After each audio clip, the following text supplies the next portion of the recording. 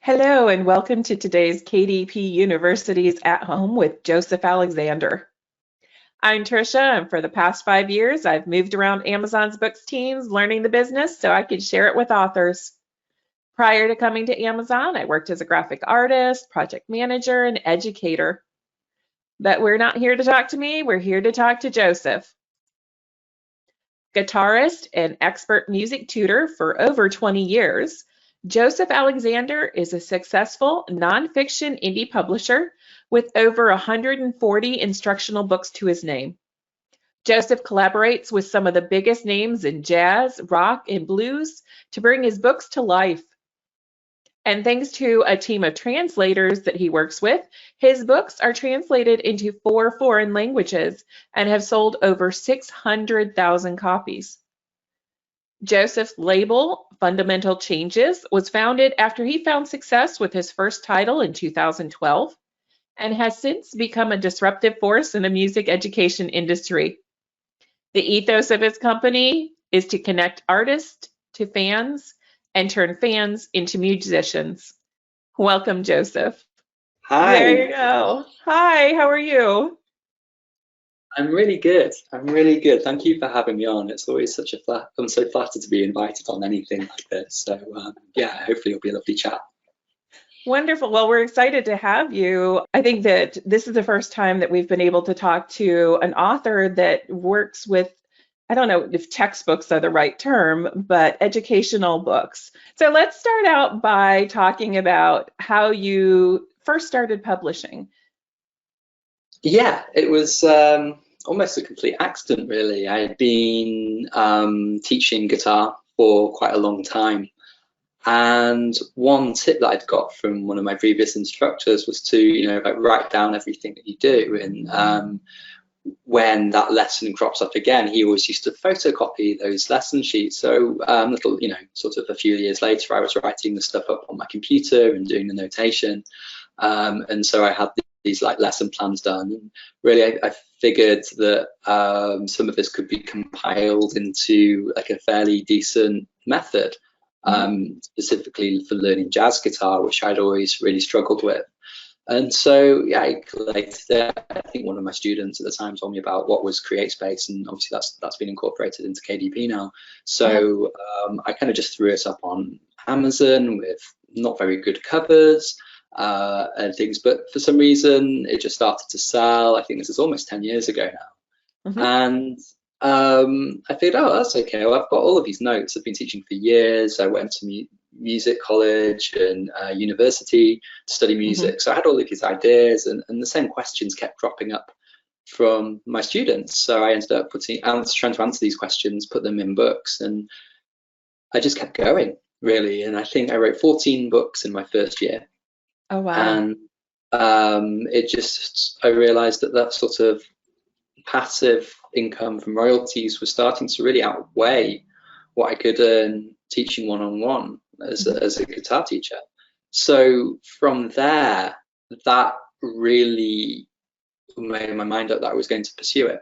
But at that time, yeah, it was a lot of right place at the right time, and just for me, writing these books wasn't that difficult because it was just the stuff I would sit down and talk to my students about. So I was really writing directly to the students, and I think that's one of the reasons why the books has been quite successful. So now you've kind of transitioned that. A lot of the content that you're writing now, you've expanded it, so it's not just guitar anymore. Is that correct? That's right. I think I wrote about probably 20 books, 30 books, I think, to begin with. And I was sort of running out of things to write about. And a great friend of mine is a musician, sort of death metal guitarist and stuff that I'm not great at playing or teaching. I wouldn't have much integrity if I did. So I said, well, like we're getting this kind of branding together on Amazon now, and I know how to edit a book, and that time our front covers were good, we had a website and all this sort of thing. And I said, well, how about if you write this book, I edit it, and then we sort of split the royalties? And at that point, I kind of had to really just draw a line and say, actually draw a line in the sand and say, well, you know what, I'm acting more as a publisher. And while I've continued to write, that's really now, I think I've written about 40 or 50 books, but we've published 140. Hmm. And we've gone on. We've been working with bigger and bigger name musicians, which has been just fantastic for me. I get to work with my my childhood heroes all the time. I saw some names in my phone book the other day, like my contacts that I could only dream of when I was a kid. Right. And from there, we started expanding out into other instruments. So Uh-huh. we've got people writing books for piano, drums, bass, saxophone, trumpet, you name Hmm. it. And it's been a really wonderful collaborative process. Uh-huh. In one sense, as a musician, I know the kind of terrible deal, the royalty deals that musicians get Hmm.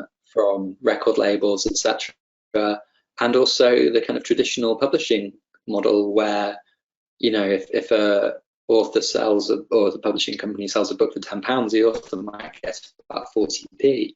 And so we're paying much, much, much higher royalties to Uh-huh. authors, just as a integrity thing, and just as we want to pay people.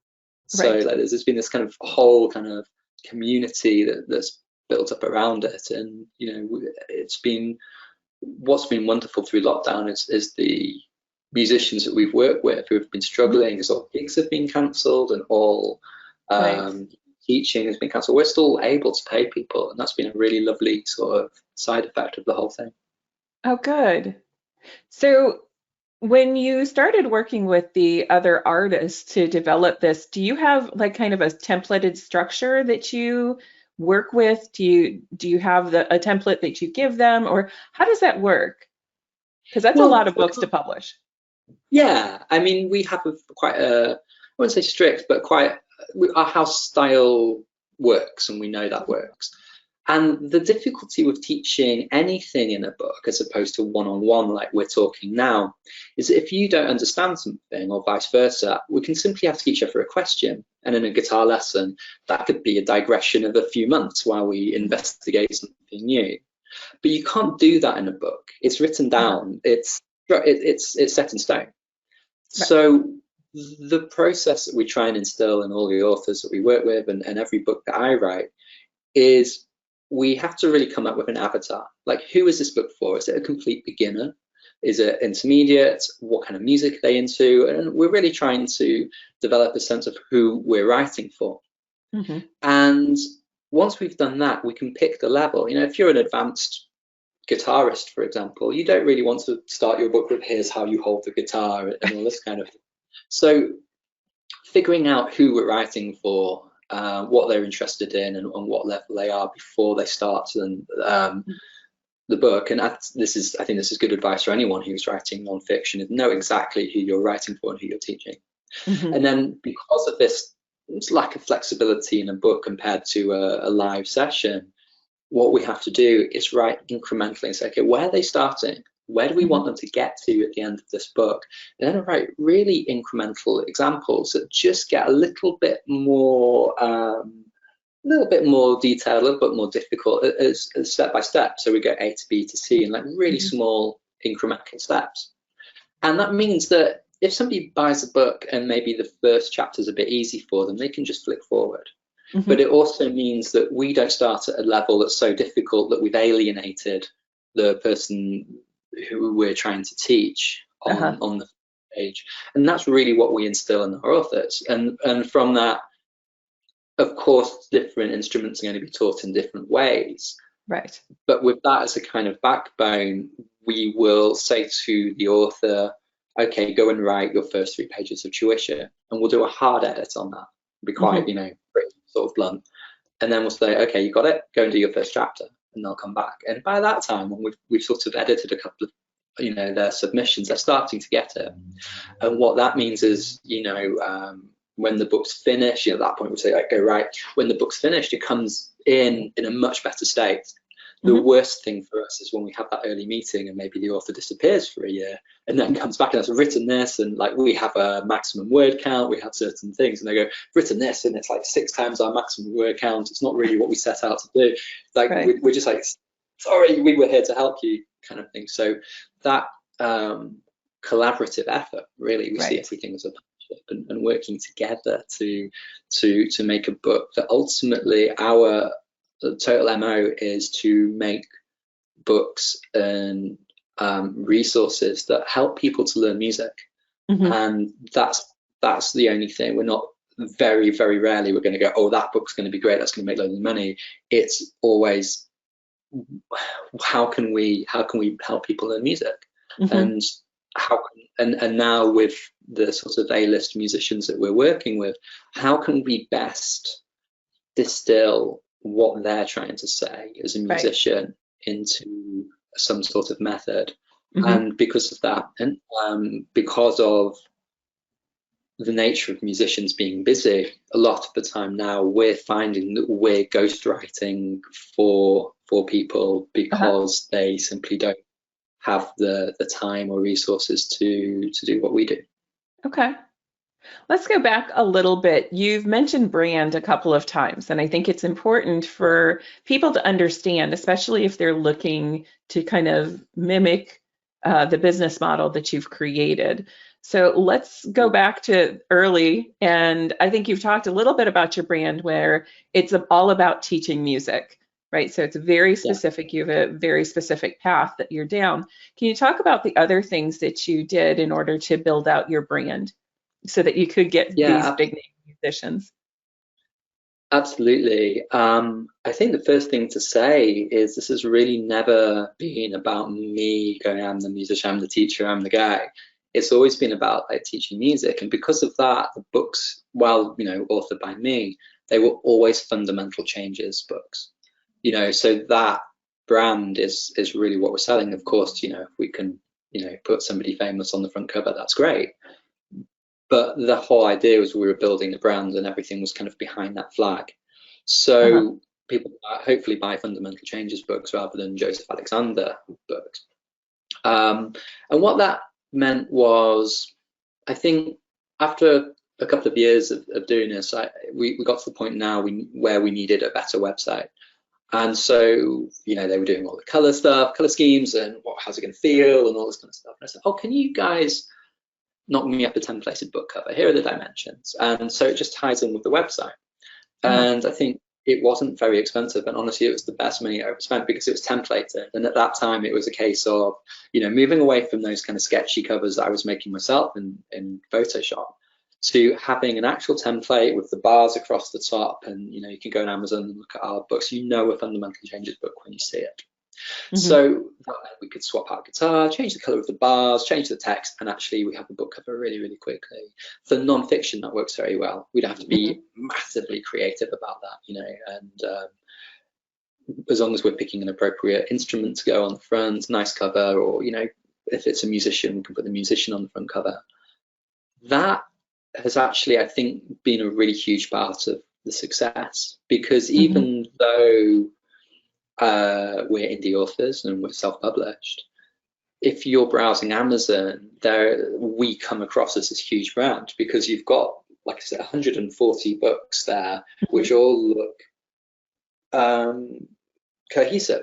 It's sort of, okay, maybe that book hasn't got as many reviews, but in the also boughts and the our Amazon advertising, you'll see on that product page all of our books, and underneath that, the real deal. And I think that's a sort of confidence there. So I think the first thing I would suggest doing is kind of get that branding together, make sure that all of your titles look like they belong to the same kind of thing. And actually it makes life easier because we can knock up a cover in fairly quickly now. And of course everything's templated, so that goes straight into InDesign and all the technical side of that. But we know exactly what we're doing, and it's very controllable, very it's flexible in terms of the creativity that we can put into a cover, but it's also branded.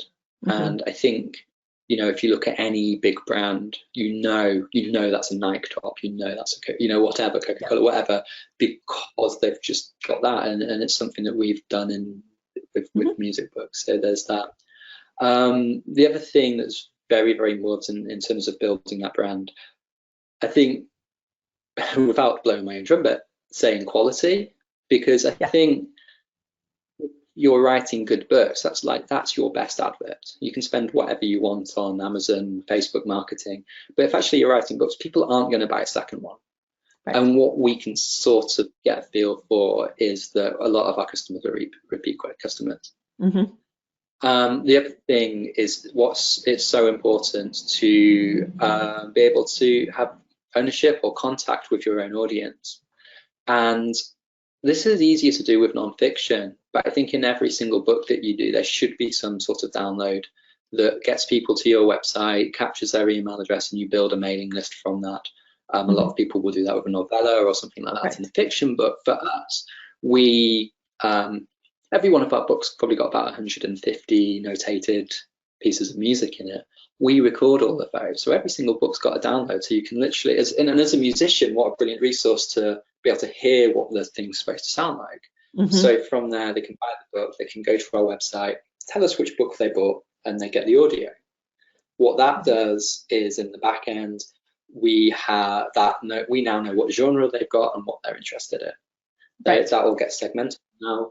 Over the last few years, we've built a mailing list of 100,000 people. We're just about to hit 100,000, and that's all segmented by genre. Mm-hmm. So when I launch a book, I can send blues books to blues books. We're not sending sort of, like death metal books to jazz people or anything like that.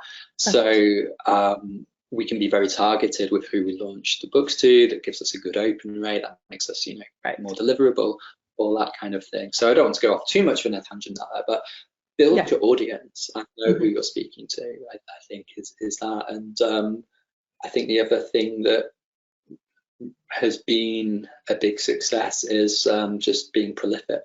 At the moment, our publishing schedule is now pretty much set in stone up till November this year, and we're launching 1 or 2 books every 2 weeks now. Oh, wow. Okay. Just editorial team, just there's a lovely little team that we're working together now. And it's sort of a fairly seamless process. We have our moments where they all panic, but generally it's pretty chill. So let's talk about kind of how you got from a single, you're doing everything, to now you have a team, to your point, that you have somebody else to panic with. So kind of who were the first people that you brought on board, and why did you make that decision? Customer service.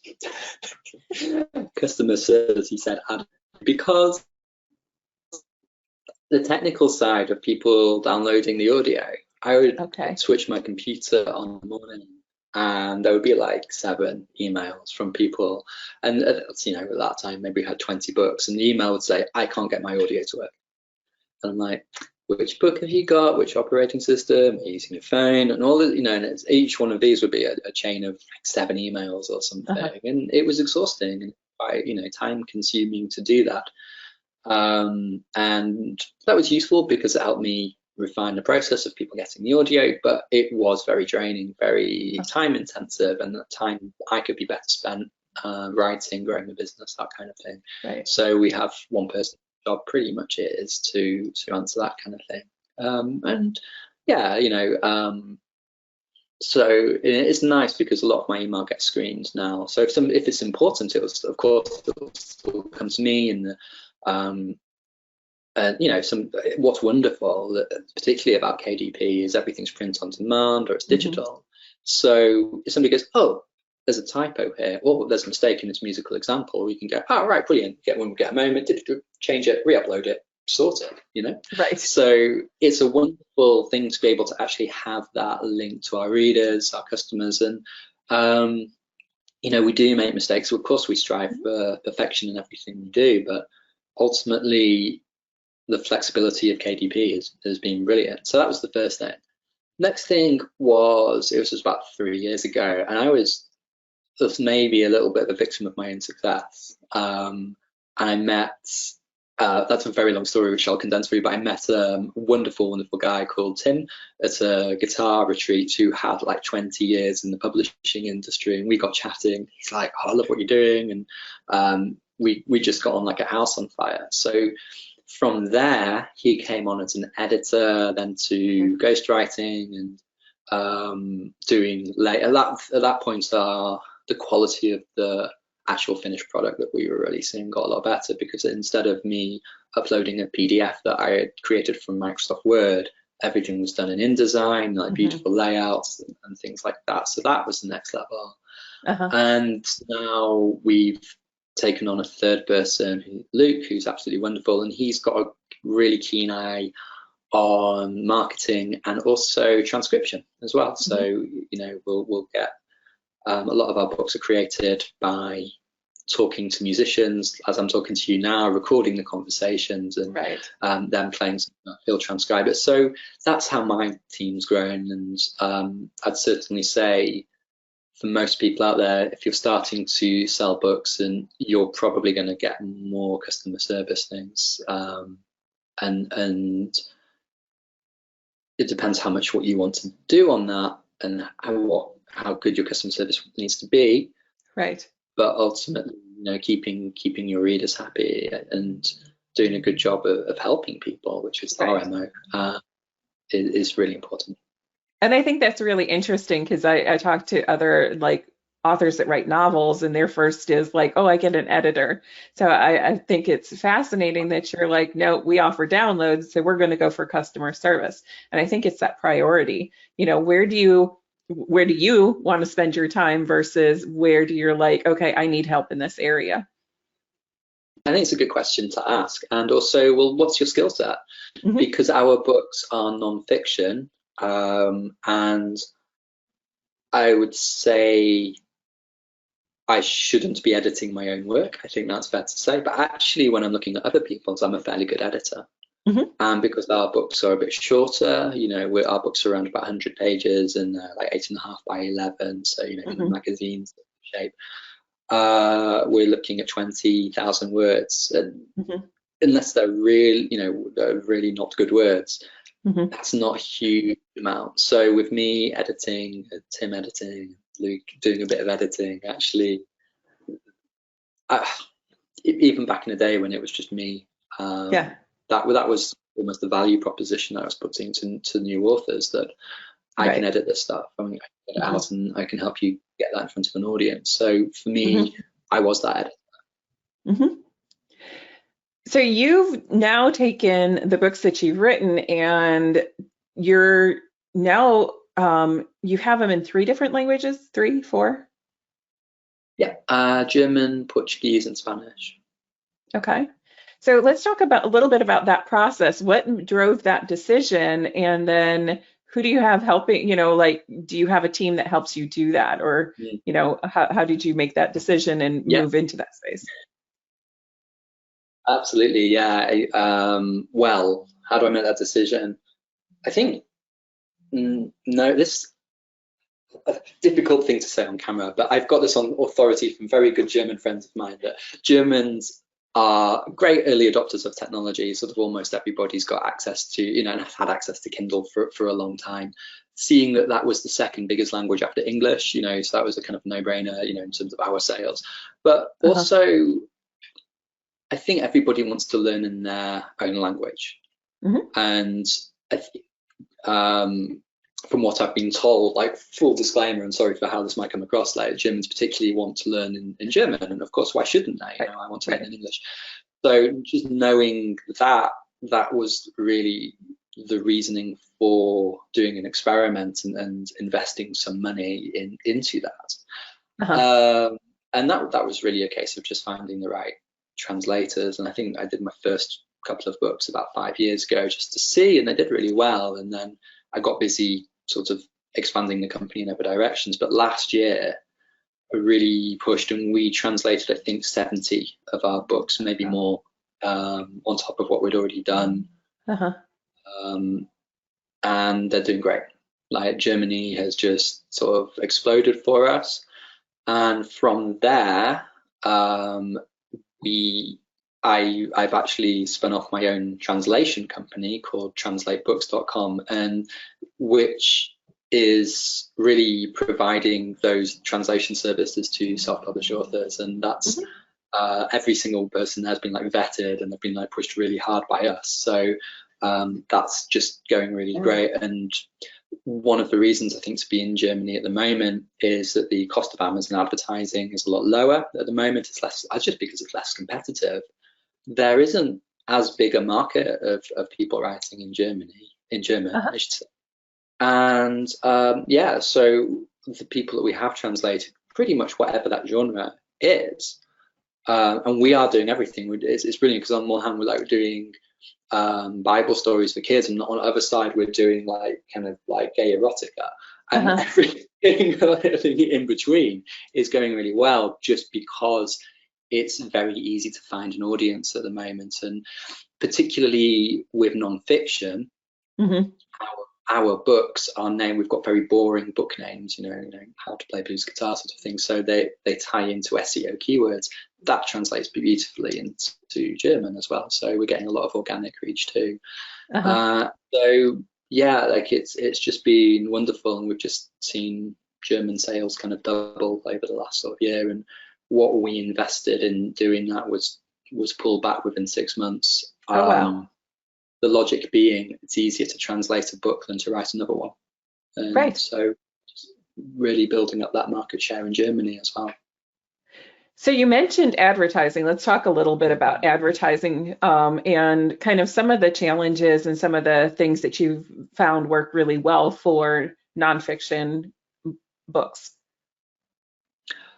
Yeah, being the cheapest thing you can do is just be very SEO friendly when you name these books, and that with the full caveat, you cannot keyword stuff, and you shouldn't, and Amazon will block your book if it's felt that you're trying to use the same keywords and things like that, because it's important that you create a good experience for the reader. That's first rule is and in fact in some times I've just made a mistake, and almost the word guitar was in the title and the subtitle, and it got flagged, and we sort of, oh yeah, sorry, totally on us. So you can't keyword stuff, but you can name your books effectively. You know what I mean? So we do that, and our books are 4 or 5 words normally that very, very much describe the content. So your best advertising is to have a good book title. I think that's the first thing that you should be thinking about. The next level of that is if you're doing non-fiction tuition of a particular thing, then it's probably a good bet that you don't have a huge amount of competition in that space, particularly if you're doing what you're doing well. And of course, that's going to vary for whatever niche you're in. But that's that, from what I've seen, people who are advertising the same kind of stuff as us in in different markets, our ACOS at the moment is about 9% on any book. And I know a lot of, say, fiction authors, novelists are happy to advertise their book at 120, 200% ACOS as the first book in their series, because they're banking on read through and building a customer base.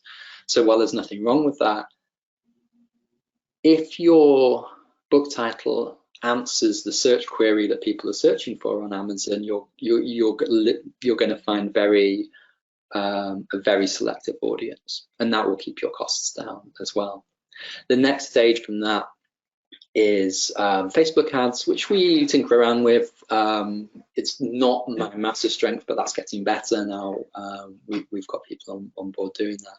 But ultimately, what I will keep coming back to, and what I'll tell people until I'm blue in the face, is that however you're advertising that first book, you need to be using that first book to build your audience, because, as I say, I've now got the ability to launch any book to 100,000 people just with an email, and that's an email that they've signed up for. We know everybody who's on that list has bought a book from us before, because we don't do free giveaways particularly to coax people onto our list. So everybody there's a customer.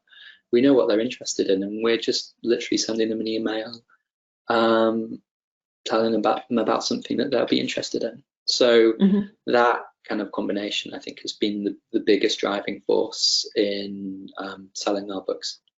Okay, let's go back to SEO. So there's a few different things in there. that I think we want to talk about a little bit in more detail.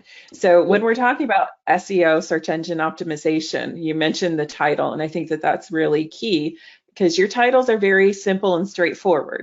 If I'm going to go look for how to play blues guitar, there's a good chance that your book's going to pop up. Um, Yeah. how do you make sure that you're, not, how do you have a standard set, or do you have a pretty much like, this is what we always want to do? Or is it just like, okay, this is what people are searching for, so that's what we're going to do for the titles? It's a really good question. I don't know. I think the title's probably the last thing. I will have a working title for a book. Mhm. I think it's probably not a great answer, but I think as a musician, as somebody who buys music books, as working with musicians who are writing that book, and in fact, actually, yeah, I wasn't sure what to call a book yesterday, so I just emailed the author. I said, "Listen, I'm thinking of calling it this, but without going on a big, digression about bass Mhm. guitar, Right. like if I was playing guitar and I was doing that, I would call that fingerstyle guitar as opposed to pick style, like plectrum guitar picking, normal. So I was like, can I call it fingerstyle bass? And he's like, well, we don't really call it fingerstyle. It's just playing the bass. So we're kind of having a chat over, well, what are people searching for? And I think Right.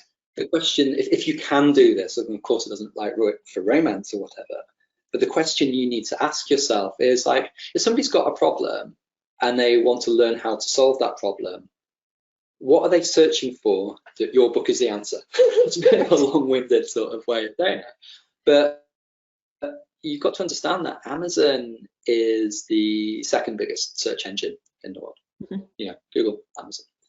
And so people are on there looking for products that solve their problems. You want Right. your book title to solve the problem. And if they can see that book title and it's got, anything more than 20, 30 good reviews, then at that point they're looking for reasons not to buy it.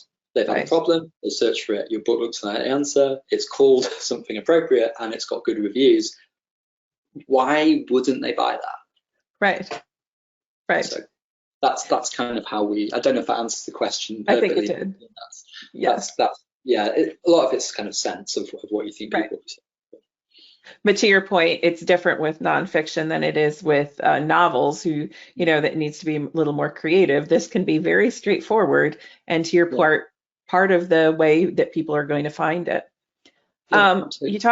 talked a little bit about Amazon advertising, and you mentioned the word ACOS. Yes.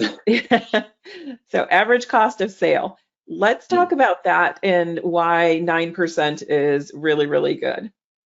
Yeah, if I it's difficult because obviously Amazon take their share and we get paid 70% Kindle book, etc. like that. But gross, without taking into that those expenses, what that means is if I sell a book for $10, it's cost me 90 cents for Mhm. every sale. Essentially, our books are about $20 paperback, and so that would have cost us $1.80 to sell a book, and that would just come out of our profit margin at the end. Mhm. So that's the average cost of sale, right? Mhm. And that's that there are different ways of measuring these things, but I do like ACOS because it does give me quite a good ballpark. What you'll have a lot of novelists talking about is, okay, I might be losing money. I might have a ACOS of over 50, 60%, and when you Mhm. take out Amazon's share, etc., you might lose money on that first book. However, if you can retain them, you've got read through, which would offset that, and you've got the benefit of hopefully getting them onto your list, your mailing Right. list, so you can launch your next book. So that's the sort of logic behind it. Mhm. We have to be very careful about ACOS and the cost of the sale because unlike most people, and while we are charging more for our books, our Kindle books are $9.99 and our paperbacks are like $19.99, $20. Mhm. We have a royalty share. So we have to be quite careful about, if that ACOS gets up, and that we pay for the advertising as a company, the author doesn't pay for any of that. So Right. there's a potential, if we're splitting, I don't know, sake of argument, like $10, and it costs us, over 25%, that's our $5 gone. So that's just a company thing that we need to be aware of. But yeah, so I mean, the reason, I mean, we do stuff on Facebook ads, and we're getting more successful at that. Mm-hmm. The reason I love Amazon advertising is that you're not having to pull people away from Facebook, which is, pretty much the main other place that authors advertise. Right. Like people are there, like relaxing, looking at pictures of cats, other people's dinners, arguing about politics, that kind of stuff, right? Right. Living their best lives. And then you've got to kind of get them out of that sort of frame of mind, get them go, oh yeah, I was interested in that book on like jazz guitar, get them to Amazon, and then get them to purchase. And it's not impossible, and a lot of people are doing that really, really well. But realistically, why would you be on Amazon, like browsing Amazon, if you weren't looking for something to buy? Right. So if you've just searched for something, there's a really good chance that they're looking to buy. Maybe they're doing a bit of research, but I'd say, with a book, which is a low value purchase, low cost purchase, not a low value purchase, that you don't have to, you're not selling something that's $1,000 and you have to, convince people that they need this stuff. It's like, they're already on there, they're looking for a book, we can answer that query. So they're already in the right place. We don't have to change their frame of mind. We don't have to, pull them out from like relaxing on their phone into, oh yeah, I did want to learn guitar. And it makes life a lot easier. So for us, certainly, and we have worked with people, I've consulted for people who are doing fiction, but certainly for non-fiction, which is why I can talk about like Amazon ads is certainly the way forward for us.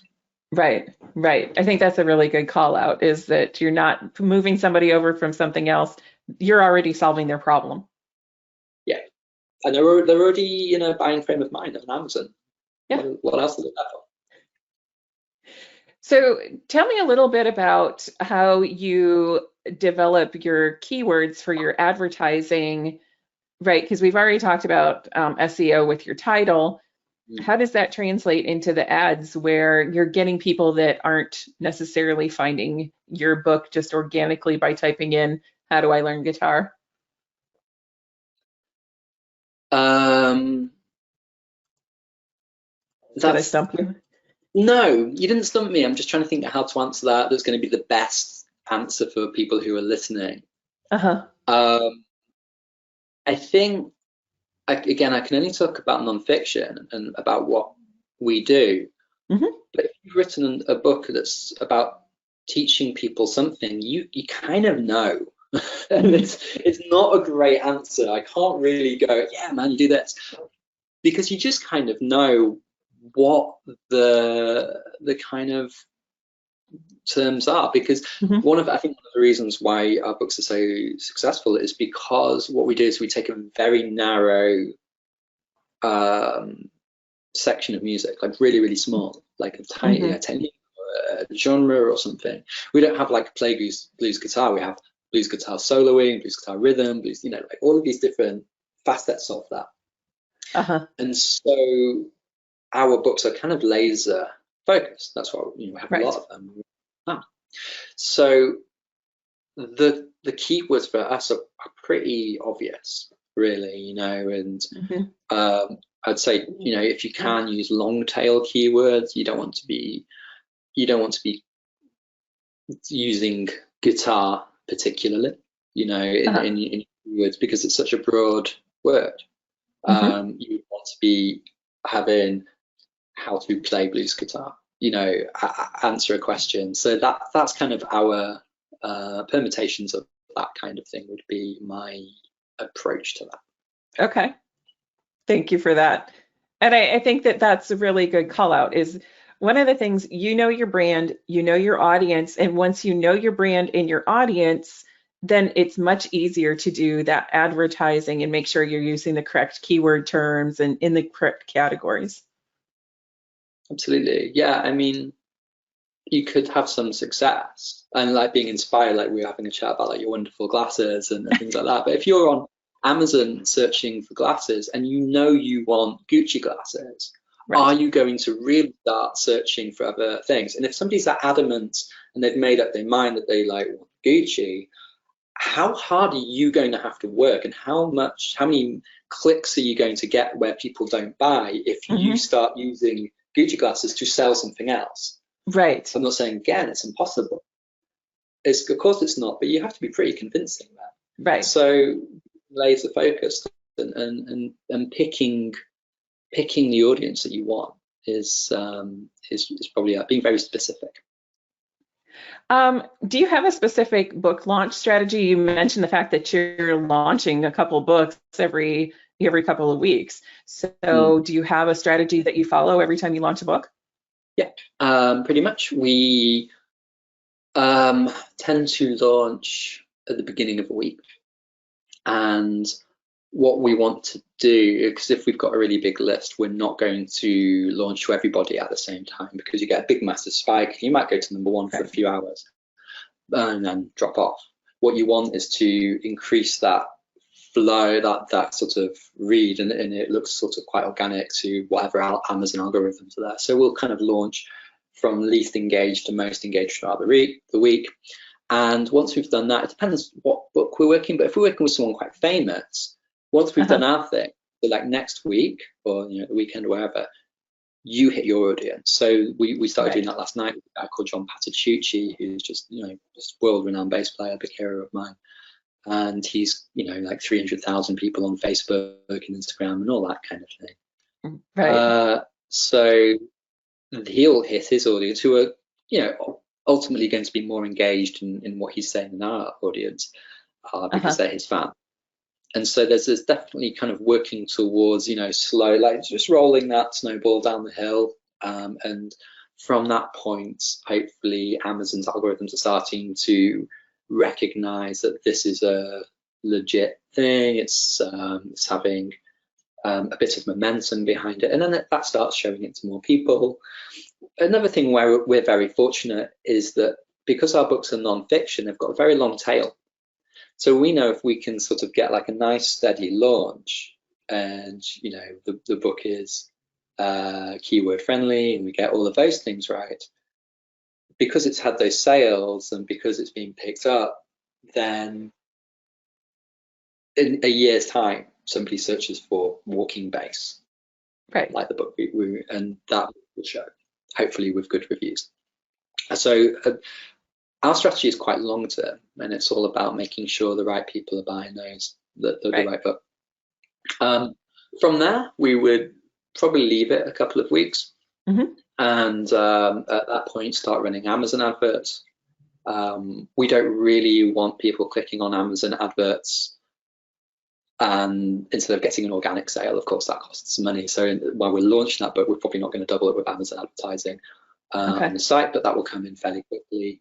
And then depending on how that's doing, or depending, and it actually for us, it kind of comes down to how famous the author is, the writer is, would start backing that up on Facebook with Facebook adverts as well. So it's quite a long rollout. I think that's a common mistake that authors make, is like, well, I put my book on Amazon and nobody bought it.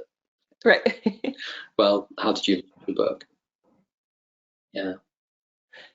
So how do you decide what content you're rolling out? Do you actively reach out to some of these musicians, or do you like have a strategy where your audience is asking for something in particular? Okay. We might be having some audio problems again. Give us just a second. Can you hear me now? Okay. Yeah. All right.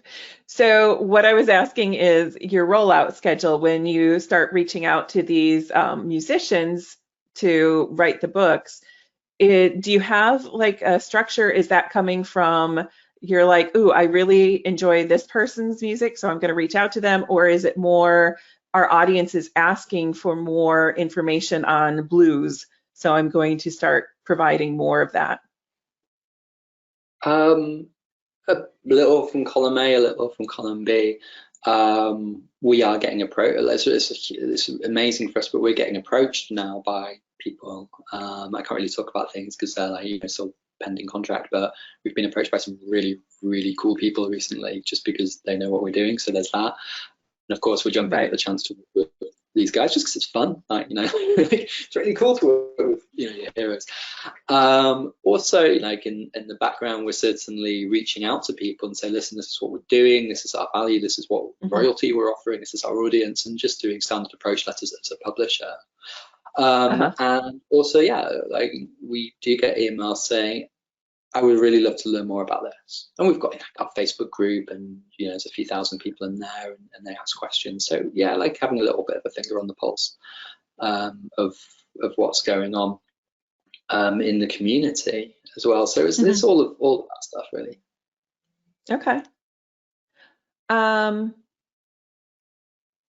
just double checking. We've got some questions that came in, so I'm just grabbing some of those. So if you want to just a second. We've talked. Let's go back to early on. Formatting for textbooks, especially music textbooks, can have its own challenges. How did you figure out how to overcome some of those challenges? Because I know that the music notes, are those images, or how do you do that? Without giving away too many company secrets, I think I have to be a little bit careful here. Yes. I'm sorry. No, totally respect that. It was working out the best format, because like I said, we've got about 150 pieces in the notation. That's 150 images in the book. Yeah. So one of the challenges, being polite about KDP here now, for us is that, of course, there's a cost per download on a Kindle book. And so while a novel might be completely negligible, for us, actually, that can be a couple of dollars. And that actually really eats away at our profit margin. So figuring out how to optimize those images to make them as small yet as high quality, of course, as possible, that was quite a big thing. And that's been trial and error. And we're still trying to tweak that, I'll be honest. Okay. So that's the biggest thing for Kindle. And then the layout, our books are sort of our house style is really maybe a paragraph of around about 60 to 100 words explaining the example, then the notation. And so actually writing in a format that converts well to Kindle. So there's definitely some experimentation to do there if you are going to be using images. For textbooks though, actually on the Kindle side, we don't do anything particularly clever. I think we go straight from Word documents to using the KDP converter, and we've got a lovely template that just converts really well. And again, that's a bit of an industry secret, but again, trial and error over 10 years. Right. Well, thank you for sharing that. I do know that there are certain things we can't talk about. I totally appreciate that. We're getting quite a few questions coming through about pricing. How do you find that price point that you can meet all of your costs, but people are still willing to buy it? If I went to get a bass lesson with John Patitucci, it's going to cost $150 to $200 an hour. So actually the value proposition isn't the book, the length of the book, the content of the book. It's a really important thing to remember, because the story about the guy that goes in and taps the pipes and makes everything work and he charges them $10,000. That's that kind of the knowledge.